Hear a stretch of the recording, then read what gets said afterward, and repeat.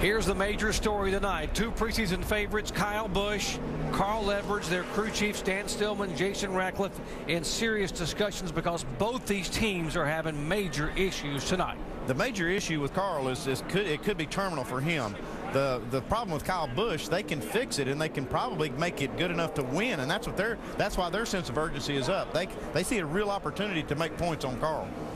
Kyle Busch is now back on the lead lap, having been able to he drove the car past Carl Edwards for one lap and then got the lucky dog, the Aaron's lucky dog, and is now being shown back in the 16th spot, the last car on the lead lap. Carl Edwards being shown in 15th, also on the lead lap. Yeah, we talk about these guys, and then let's look at the top five, though. Biffle and Harvick are two guys that we know are going to run well here, but Mike Bliss, Brad Keselowski, and Jason Leffler round out our top five, so this is a great opportunity for those guys to get themselves back in the championship battle here. Let's check in the 18 pits with Jason Ratcliffe. Well, a lot of confusion down here today. Jason Ratcliffe, crew chief for the 18. You guys were under the hood. What'd you find? Oh, we didn't really find anything. At first, we thought maybe we had a shock broken, but we had a right front tire with a slow leak in it. And then when we stopped under green there and put right sides on, he felt like something was still broken. But we haven't seen anything. The lap times are still good. We're just excited about being back on the lead lap right now. So now that he's up there closer to the front with some tires on it, we'll see how fast the car goes. And hopefully we got it fixed. All right, a lot of fingers crossed up here on this 18 pit box tonight. Guys, how important is it for them to convince their driver the car is okay? Well, it's tough to do. I mean, he's the one that knows. He can feel it. It's going to be hard to tell. He'll know here in a minute how good it is. Well, we'll see now just what he is made of, racing for a championship. Tonight, as much as he likes to win and wants to win every single week, this is about taking a night that could have been disastrous to his championship hope and making the best out of it. Biffle, Harvick, Bliss, Keselowski, and Leffler lead him down. Greg Biffle, a two-time winner here. Off pit road, it comes to the end of pit wall, and come behind the wall, right fire pits here. That's the radio for Carl Edwards. He came down pit road that time. Yeah, he is on pit road right now. They're going to bring it behind the wall here and maybe try to salvage something out of this thing. Try to keep it running. We see Justin Allgaier back there battling, too. We talked about him coming from the back. Steve Wallace has worked his way up the 10th spot, too, from the very back of the pack. Yeah, both of Rusty Wallace's cars having a good night, 10th and 11th spot. Stephen Wallace and Brendan Gaughan. This is a great opportunity night for a lot of guys, and I bet you they know it, too. Stephen Wallace, who had a tire go down during qualifying. He cut a tire, a piece of debris on the racetrack, tagged the wall, had to go to a backup car. Starting at the back of the pack, if you're wondering why he was back there.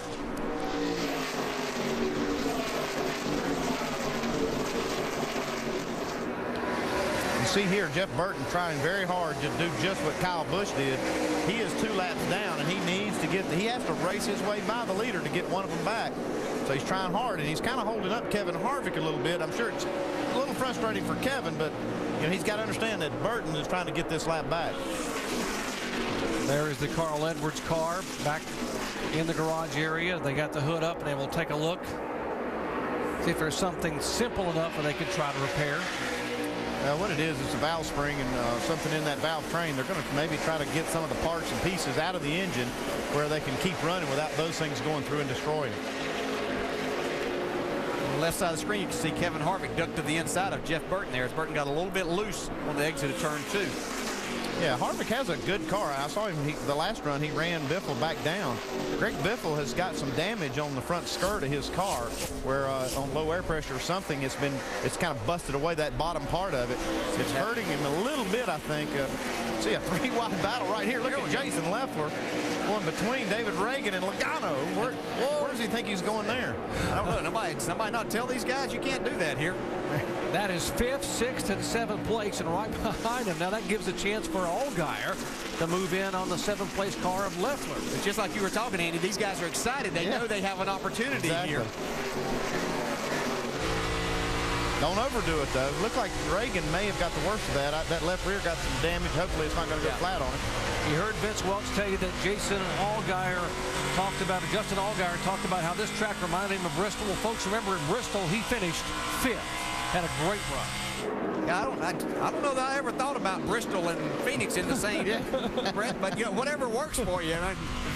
that worked really good for him to have that mindset. That's great. Vince, what's he saying now? Yeah, exactly. I laughed at that too, but he said, well, you're always in traffic, so that's what it reminds me. Hey, when you're 22, DJ, you say, you know, things are a little different perspective, right? That's right. But he also made the comment about racing at night, and he said it's the first time he's ever raced under the lights. He's never done it before, didn't practice under the lights. He said it's kind of like going to high school and having to take a test knowing you didn't study. That's not a good feeling, but so far so good. Shannon? Vince, Jason Leffler's very happy with his 38 car.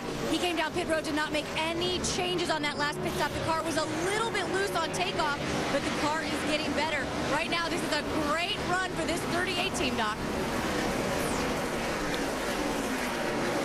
With Carl Edwards now having issues that will actively, as of right now, change the points lead here in the NASCAR Nationwide Series. This guy, Kyle Busch, who has now come from 2 laps down to get back on the lead lap and now become the points leader by 35 points.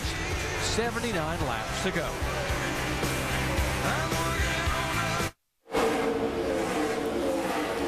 74 laps to go in the Basha's Supermarkets 200, the NASCAR Nationwide Series. Live on ESPN2 tonight from Phoenix International Raceway in Arizona. There's the leader, Greg Biffle. Biffle took the lead at lap number 99. We're at lap 126 now, working 127. Biffle taking the lead when Carl Edwards, the championship leader coming into the race, had engine problems and made an extended stay on pit road, a stay that is on pit road that has eventually wound up with his car being behind the wall. An update there in just a minute. We have a little thing going on called our Verizon Wireless Mailbag. Ask the Analyst. Clint Boyer, the Nationwide Series champ, is our guest analyst for the night in the pit studio here. So this question coming in from Blacksburg, Virginia, wanted to know, as the reigning champion, which driver in the field tonight has the best chance at winning the championship this season and why? Let's put you on the spot. You know, my picks for this season, the 18 with Kyle Busch to win the most races and probably the 16 to win the championship. I just feel like Carl's a little more solid week in and week out. Kyle's going to win the most races, but I think the championship's going to go to the 16. Proud of you, not being shy on that. You put it right out there. Got a question? Text your question to 4ESPN from your Verizon Wireless phone, standard texting rate supplier. Go online to ESPN.com and submit your question. Our guest analyst, Clint Boyer, the NASCAR Nationwide Series champ from 2008. There's the gap from Greg Biffle back to Kevin Harvick, back to Mike Bliss, the top 3 cars on the racetrack. Meantime, Carl Edwards sits behind the wall. His car being worked on there by, among others, Jack Roush, the guy in the white shirt, right up under the hood there. We go to our Craftsman Tech Garage. Tim Brewer, more on what they might be tinkering with. Tim? Know exactly what they're doing, Alan. Once they identified which cylinder was not working properly, they're going to take the valve cover off. But what Jack's doing underneath the hood right now, he's identified it. The cylinder that's not working, as you have the fuel coming in, that's the intake valve. If there's an issue with the valve spring or the valve or even the rocker arm, what Jack's doing, he's actually taking the rocker arm off, taking the push rod out, making sure that that cylinder is inoperable. But if he does that, it keeps the valve from opening and closing, and what it keeps the valve also from doing is dropping down and locking the engine up. But that's what Roush is doing right now, making that one cylinder to where it doesn't destroy the rest of the engine.